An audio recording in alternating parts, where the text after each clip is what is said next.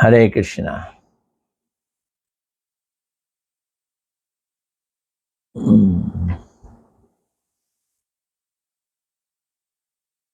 आज बृहस्पतिवार है, 18 तारीख जून की।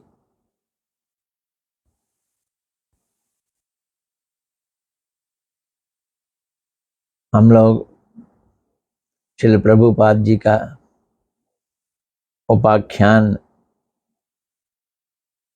इसमें से तरह तरह के उपाख्यान सुनकर भक्ति की बातें सीख रहे हैं।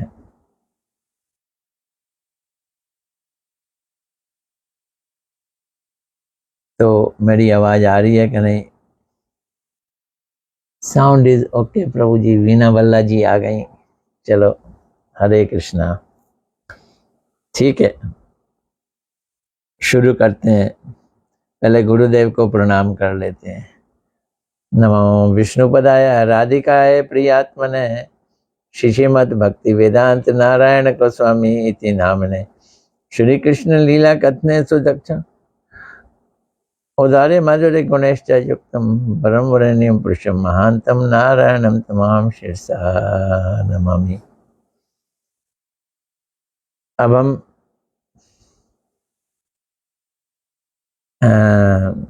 श्रील प्रभुपाद जी को प्रणाम करते हैं। नमो विष्णुपदाय सच्चिदानंद नामने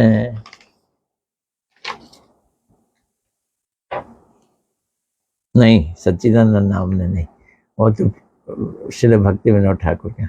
नमो विष्णुपदाय कृष्णा पृष्ठाय भूतले श्रीमद् भक्ति सिद्धांत सरस्वती इति नामने श्री वर्ष भानवी देवी दयिताय कृपा बद्धे कृष्ण संबंध विज्ञान दायिने प्रभवे नमः। माधुर्य उज्ज्वल प्रेमाढय श्री रूपानुग भक्ति द श्री गौर करुणा शक्ति विग्रह नमस्ते।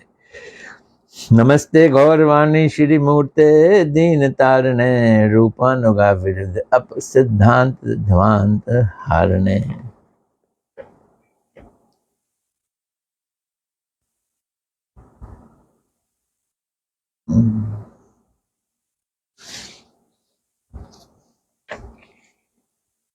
आइए, नमक हराम और नमक हलाल, ये 30वां उपाख्यान है। टोटल करीब 200 हैं।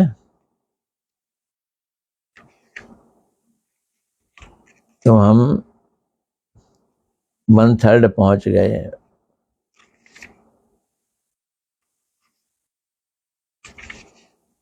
नहीं, 300 हैं टोटल। 110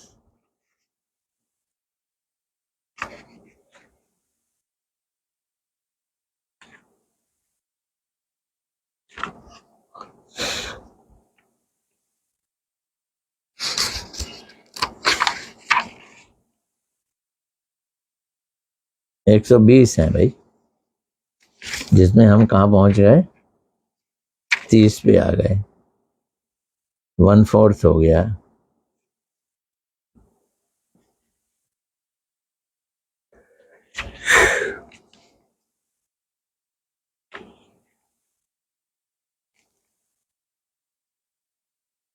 हरीशपुर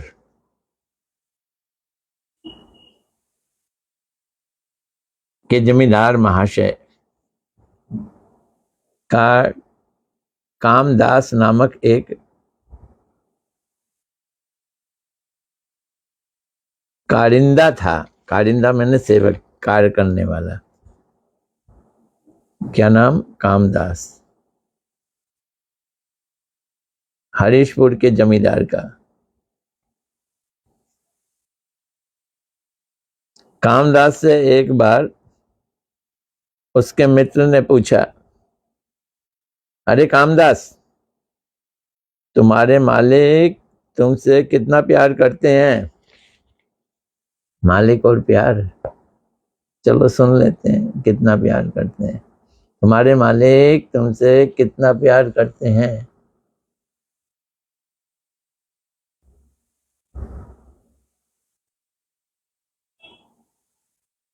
कामदास ने उत्तर दिया, अरे भाई, वे ऐसे ही तो प्यार नहीं करते। मतलब प्यार तो करते हैं, पर प्यार पाने के लिए भी कुछ करना पड़ता है, एक तरकीब लगानी पड़ती है।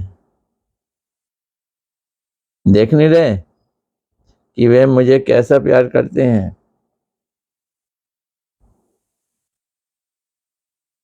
ये धोती देखो, पतली कीमती धोती, पैरों में चप्पल बढ़िया वाली,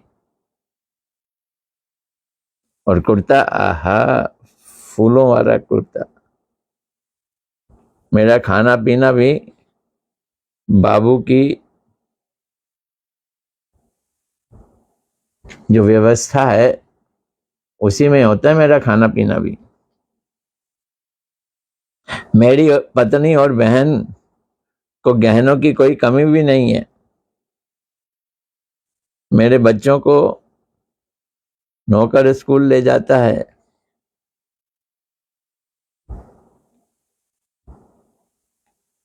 अच्छा, मुझे बुलाने के लिए बाबू की गाड़ी आती है।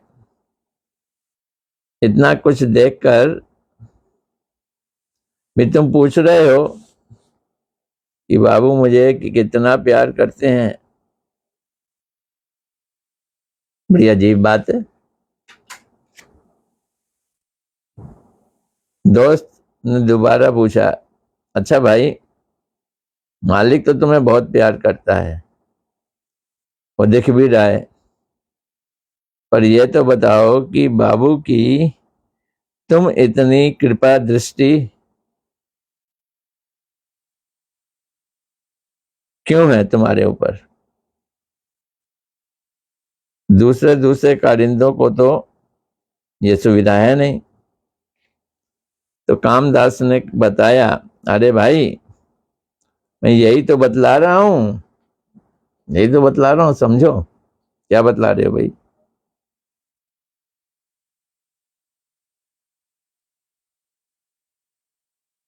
इसका भी एक तरीका है। मैं बाबू को राजा साहब के बिना संबोधन नहीं करता हूं, बाबू को राजा साहब कहता हूं। और ऐसा भाव व्यक्त करता हूं जैसे मुझे ये मालूम है कि वही दुनिया के एकमात्र मालिक हैं। उन्हें भगवान मान लेता हूं, मैं ऐसा कहता हूं। उस सारी दुनिया पर उन्हीं का अधिकार है। ऐसा लगता है मानो मैं उन्हें ही ईश्वर की तरह मानता हूं। ऐसा लगता है, मानता नहीं हूं, लगता है। इसी से मैं उनका इतना लाडला कारिंदा हो गया हूं। सच कहूं तो इसी कारण लोग मुझको मालिक का पिछलग्गू भी कह देते हैं। चमचागिरी करता हूं ना, पिछलग्गू।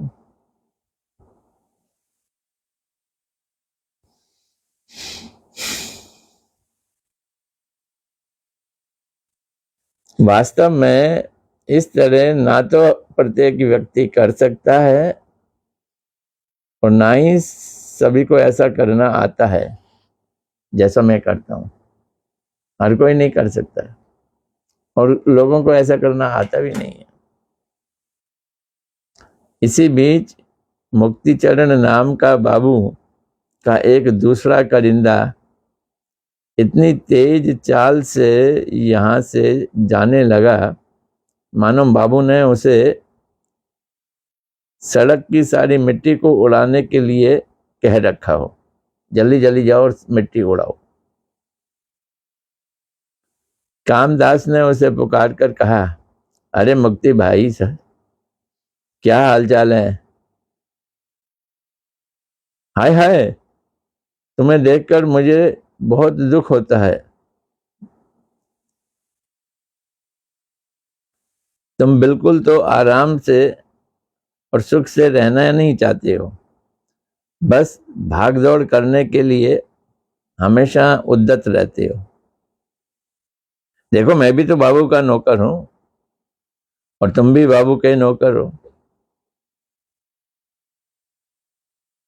मैं कितने सुख से हूं और सर्वदा सुख से रहूंगा। तुम्हें दौड़ धूप करनी पड़ती है। मुक्ति चरण ने ठंडी आह भरी, भाई मैं तुम्हारे सुख को सुख मानता नहीं हूं। तुम कहते तो मैं सुखी हूं, पर मैं तुम्हारे सुख को सुख नहीं मानता।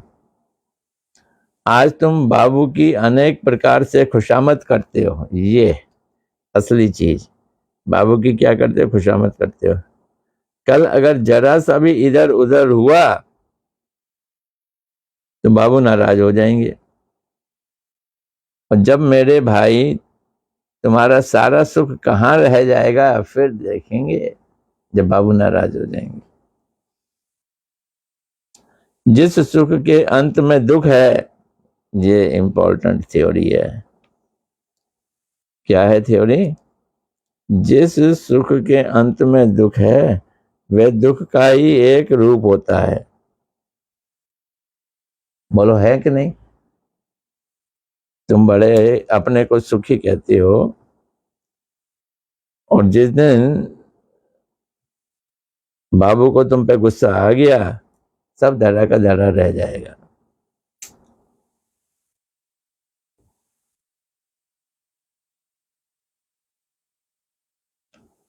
तो मुक्ति चंद जी, तुम्हारी क्या प्लानिंग है? तो मुक्ति चंद जी क्या कह रहे हैं, सुनो। जब तक मैं स्वयं बाबू नहीं बन जाता तब तक मुझे शांति नहीं मिलेगी। मेरा उद्देश्य बाबू की चमचागिरी करना नहीं, बाबू बनना ही है। तो जब तक मैं बाबू नहीं बन जाता तब तक मुझे शांति नहीं मिलेगी। जब तक बाबू की गद्दी पर बैठ जाऊंगा पाऊंगा तभी मेरी इच्छा पूरी होगी, उससे पहले नहीं। तुम्हारी तरह झूठे सुख की चमक दमक से मैं बहलने वाला नहीं हूं। मुझे सच्ची चमक धमक चाहिए। उस सुख में जितना डूबा जाएगा उतना ही मेरे सुख के रास्ते का कांटा पैदा होगा। तुम्हारे वाले सुख पर मुझे बिल्कुल भी ध्यान नहीं देता हूं, बिल्कुल पसंद नहीं है। रास्ते में जाते हुए हरिदास नामक एक पंडित ने ये सारी बातें सुन ली। पंडित जी भी आ गए बीच में, हरिदास उनका नाम था। उसने एक दूसरे पथिक से कहा, ओह कितनी भयानक बात है। बाहर से दिखने में तो इस आदमी ने भोगों का त्याग कर रखा है। गंदे कपड़े हैं, तेजी से चलता है, भाग दौड़ के काम करता है, धूल उड़ाता है, परंतु इसका हृदय तो पूरी तरह से विषय की कामना से भरा हुआ है। बाबू बनना चाहता है छोटा सा कारीगर, कामगार। अरे देखो, नौकर होकर ये अपने स्वामी के आसन पर अधिकार करना चाहता है। ये तो कृत्य घन है। ऐसे कृत्य घन का संग नहीं करना चाहिए।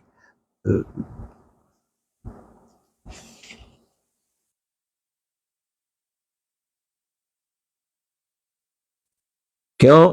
क्योंकि जो मालिक है, जमींदार है, वो प्रभु है। हम तो उसके सेवक हैं, वो हमारा सेव्य है। बस इतना सही समझकर मैं प्रभु की सेवा करता हूं।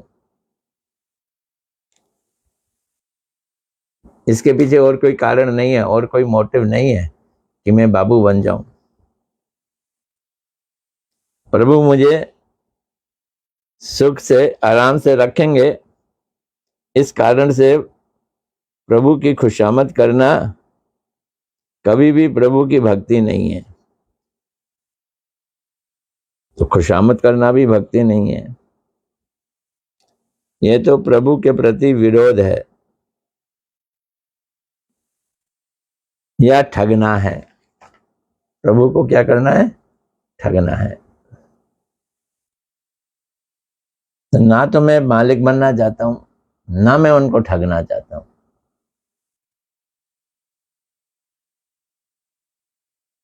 और साधारण सुख भोग का त्याग करके स्वयं ही प्रभु बनने का जो प्रयास है वह तो और भी भयानक है। दोनों ही नौकर खतरनाक थे। मैं तो भाई उस प्रकार के किसी भी भोग को या भोग के साथ दुख है उससे छुटकारा पाने के लिए स्वयं प्रभु बन बैठने की कामना नहीं कर सकता। प्रभु तो प्रभु है, प्रभु तो मालिक है। मैं सर्वदा ही अपने प्रभु का सेवक रहूंगा, बस यही मेरा परिचय है।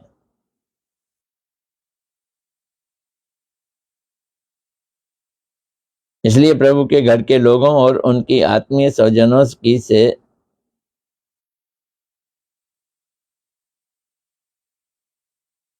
वो मुझे उसी हिसाब से अच्छे लगते हैं। उसके बदले में मैं एक काना कौड़ी भी इच्छा नहीं करता। अतः मेरे प्रभु और उनके प्रियजन दयालु हैं, ये बात तो ठीक है, उदार हैं।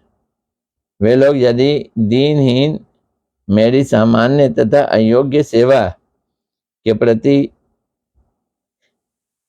प्रीति के साथ स्वीकार करके मुझे कभी उनकी सेवा करने से वंचित ना करें तो मैं कृतार्थ हो जाऊंगा। हमेशा मुझे अपनी सेवा में लगाए रखें, मैं कृतार्थ हो जाऊंगा। ये वो कह रहा है। कौन कह रहा है? पथिक, रास्ते में चलता हुआ आदमी।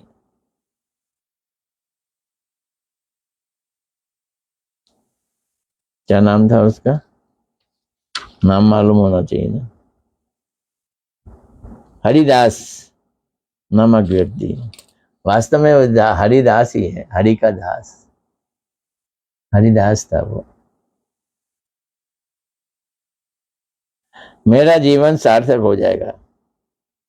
वे दोनों ही कारिंदे सुख चाहते हैं, परंतु सच्चा सुख अर्थात प्रभु की प्रीति उन्हें प्राप्त हुई है, क्योंकि ये दोनों ही मेरे दाढ़ में चना है इस नीति के पक्षधर हैं। ऐसा कहते कहते प्रभु की उदारता और अपनी दीनता की बात को याद करते हुए हरिदास के गौरव से चौड़े हुए वक्ष स्थल पर आंसू की बूंद भी टपक पड़ी। ये भक्ति की बातें कर रहे हैं। संसारिक नौकर मालिक के लिए ऐसा आदमी कौन करेगा?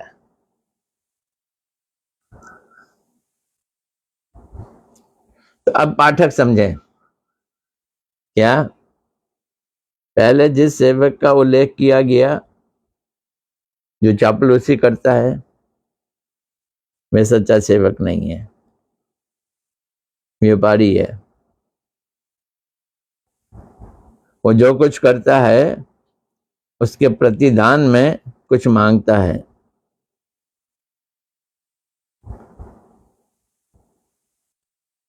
तो इन्हें क्या कहेंगे हम? फल भोगी, कर्मकांडी, फल भोग कामी, फल के कामी, कर्मकांडी।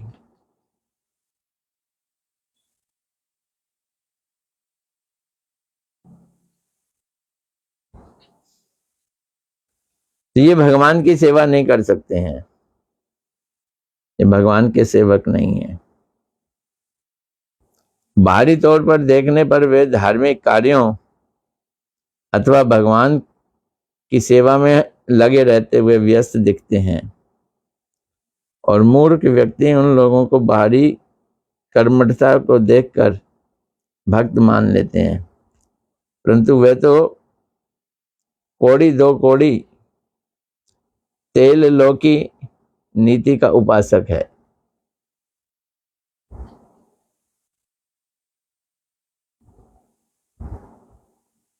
कौड़ी दो और तेल लो, ये नीति का उपासक है। और दूसरा कारिंदा यद्यपि बाहर से विलासी और भोगी नहीं है, ये ज्ञानी है,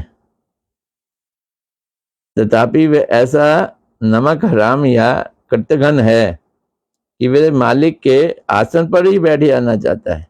अहम ब्रह्मास्मि। वे चाहे वैराग्य की पराकाष्ठा दिखाए, यानी फटे फटे कपड़े पहने, परंतु उसके अंतर मन में तो ये है कि मैं मालिक बनूंगा। ये विष है भैया, कालकूट विष। और ऐसा सोचने वाले की बुद्धि भी कालकूट ही है, कालकूट विष है ये। कालकूट हलहल का विष को आकंठ पान करके वे लोग पूर्ण रूपेण स्मृति विभ्रम, बुद्धि नाश और अंत में आत्म विनाश को प्राप्त हो जाते हैं। ये लोग मायावादी हैं या निर्विशेषवादी हैं। वे लोग कितना भी वैराग्य दिखाएं,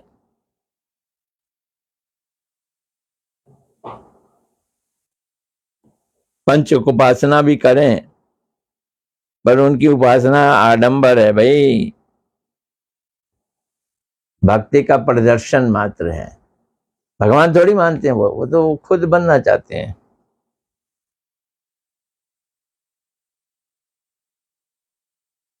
सूर्य की पूजा करेंगे, गणेश जी की पूजा करेंगे, दुर्गा देवी की पूजा करेंगे,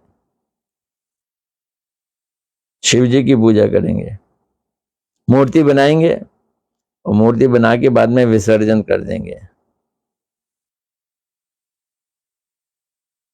क्यों? क्योंकि मूर्ति से कोई लगाव तो है नहीं।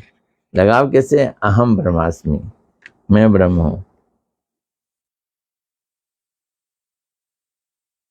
वे लोग ना तो संसार का भोग कर सकते हैं और ना ही ब्रह्म बन पाते हैं। तो जो प्रभु बनना चाहते हैं वो मायावादी हैं, ऊपर से वैराग्य दिखाते हैं, संसार का भोग नहीं कर रहे, और अंदर से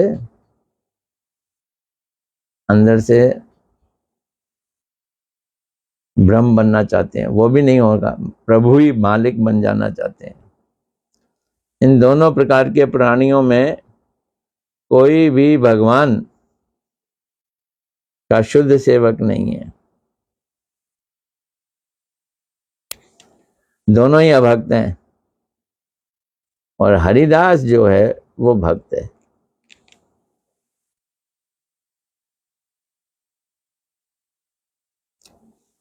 वो अपने आराध्य प्रभु भगवान श्री हरि और उनके निज जनों के चरण कमलों में निवेदन करके निरंतर सेवा का आनंद का सुख में डूबा रहता है।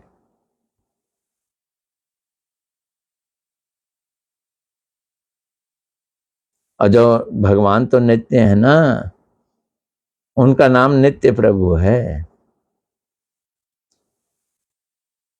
तो ये वाला भक्त, ये वाला सेवक वो भी नित्य है। नित्य प्रभु, नित्य भृत्य, भृत्य मैंने सेवक, नित्य प्रभु, नित्य भृत्य। सेवा को ग्रहण करके जिस इंद्रिय तृप्ति को प्राप्त करते हैं उसी में सेवक को सुख है।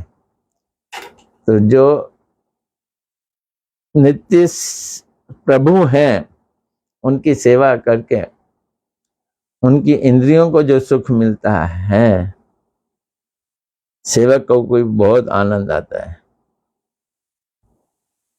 ऐसा सेवक ही सेवानंद, यही चीज सेवानंद है।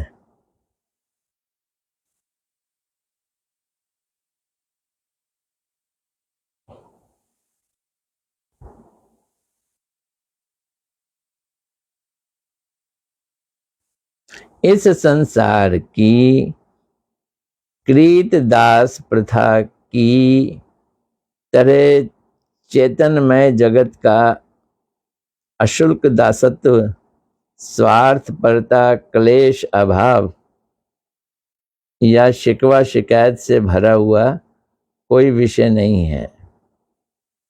वस्तुतः चेतन जगत में जड़ जगत का अभाव या असंपूर्णता नहीं होती। चेतन जगत कंप्लीट है, उसमें अभाव नहीं होता। इस जड़ जगत की तरह उसमें असंपूर्णता नहीं होती, वो परफेक्ट है। तो उसके मालिक की सेवा करने से सेवा आनंद मिलेगा।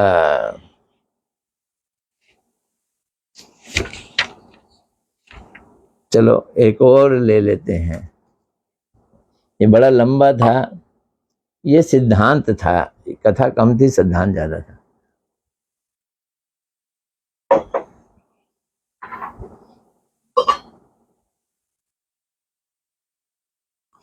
दूध और चूने का घोल, दोनों दूध दिखते हैं।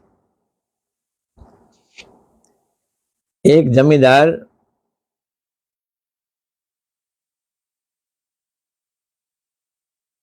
गाढ़ा दूध, बिना मलाई का दूध उसे बहुत पसंद था।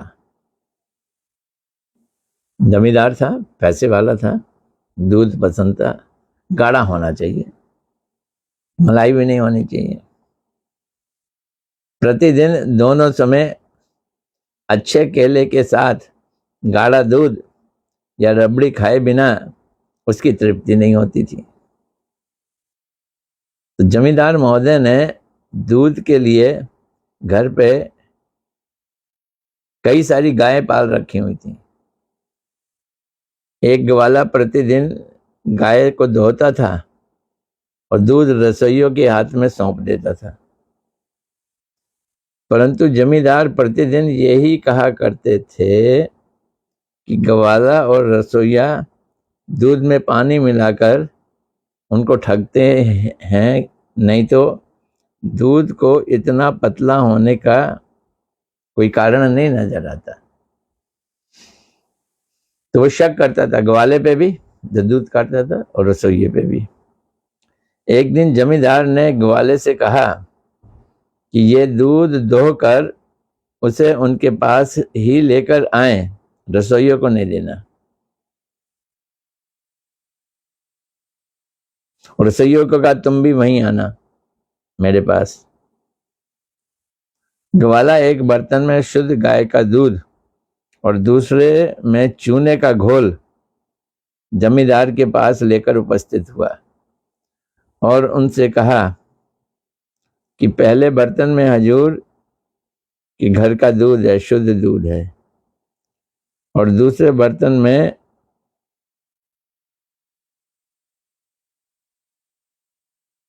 घर की गाय का दूध है, वो चूने का घोल था। तो पहले बर्तन में हजूर के घर का दूध, शुद्ध दूध, और दूसरे बर्तन में मेरे घर की गाय का दूध है। ये लो, दो दूध मैं आपको दे रहा हूं। तो एक में चूने का घोल था और एक गाय का दूध था। गाय का दूध तो पतला ही होता है। जमींदार बाबू ने बर्तन के अत्यधिक पतले दूध को देखकर रसोइये से कहा, आज भोजन के समय मुझे ग्वाले के घर का गाढ़ा दूध ही देना और उसके साथ शाली धान का भात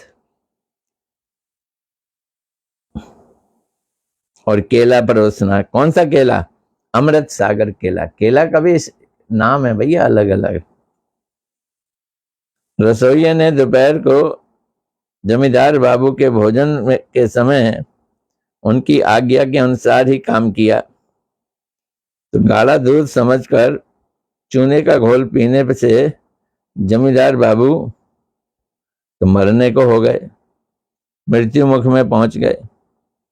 दूसरी ओर ग्वाला और रसोइये को पुलिस ने आकर पकड़ लिया।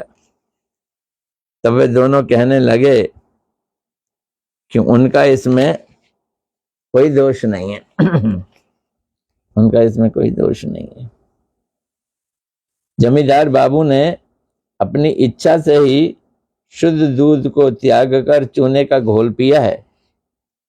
वो तो गाढ़ा पीना चाहते थे, गाढ़ा गाढ़ा गाढ़ा, चूने का घोल गाढ़ा होता है। उनकी बात सुनकर भी पुलिस ने उन्हें कारागार में डाल दिया। सदगुरु, अब समझ लो, सदगुरु और तथाकथित गुरु, एक तो होते हैं सदगुरु, एक होते हैं तथाकथित गुरु।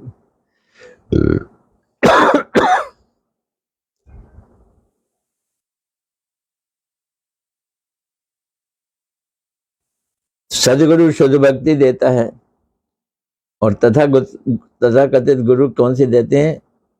छलना नामक भक्ति। एक प्रेम देता है, दूसरा काम देता है। एक भक्ति देता है, दूसरा भोग देता है। एक हरि भजन देता है, एक कपटता देता है। शुद्ध गुरु और कपटी गुरु।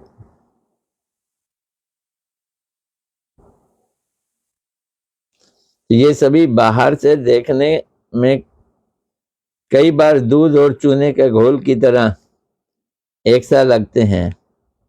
यहाँ तक कि नकली और बनावटी वस्तु, चूने का घोल, वास्तविक वस्तुओं की तुलना में अधिक सुंदर और उज्जवल प्रतीत होती है। चूने का घोल गाढ़ा है, अच्छा दूध लगता है। शुद्ध दूध की तुलना में चूने का घोल अधिक गाढ़ा होता है। जैसे असली सोने की अपेक्षा नकली सोना अधिक चमकदार होता है। तो नकली गुरु तो नकली चीजें देके तसल्ली कर देगा, बढ़िया बढ़िया बढ़िया। तो जो व्यक्ति आत्मवंचित होते हैं, जो बेवकूफ बनना चाहते हैं, चीटर अथवा लोगों की वंचना करने वाले होते हैं, वे लोग ही केवल दूध को छोड़कर चूने का घोल ग्रहण करते हैं। उन्हें चूने का घोल चाहिए।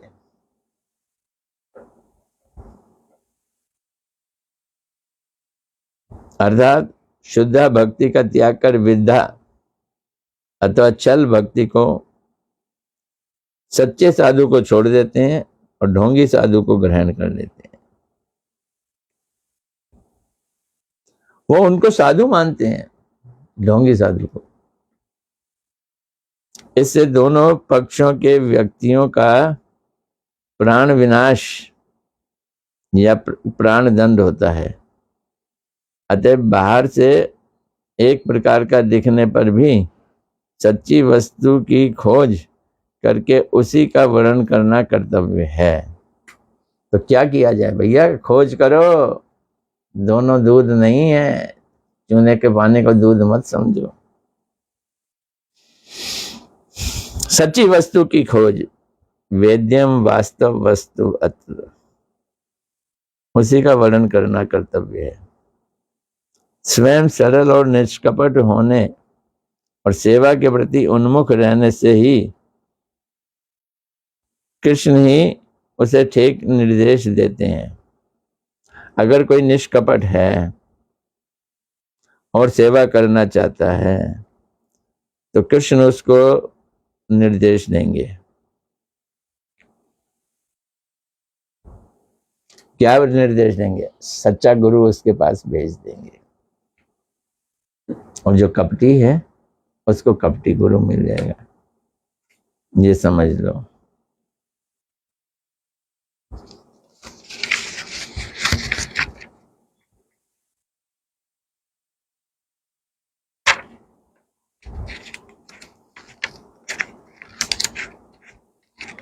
तो नमक हराम नमक हलाल 30 नंबर था। फिर हमने आज 31वां भी किया। ये दोनों आज सिद्धांत वाले ज्यादा थे, उपाख्यान कोई खास नहीं था।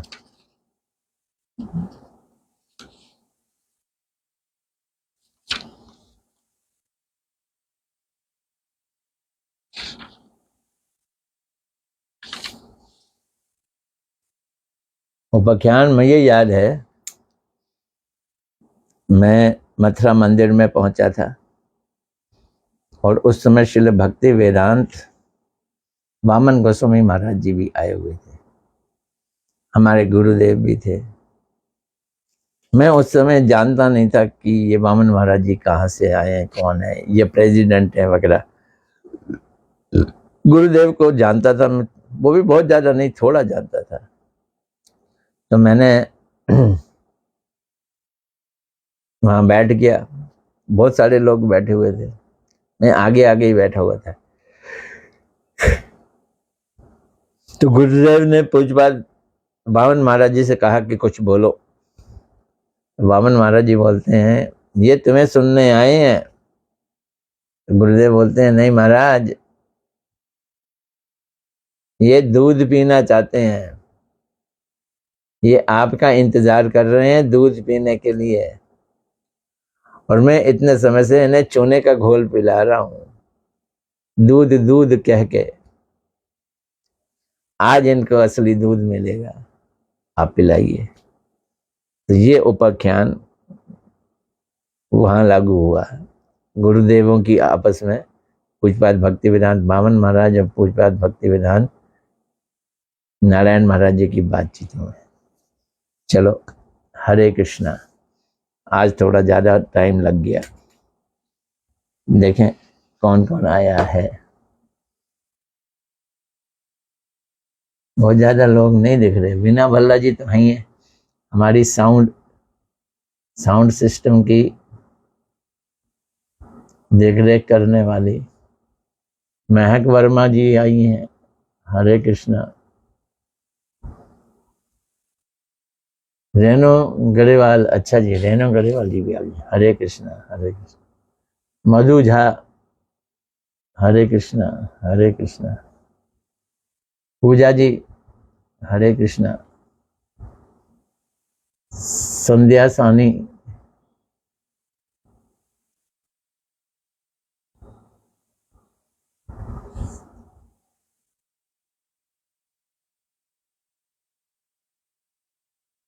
उसके बाद जी मनीष मानू भी आए हैं, हरे कृष्णा, धन्यवाद।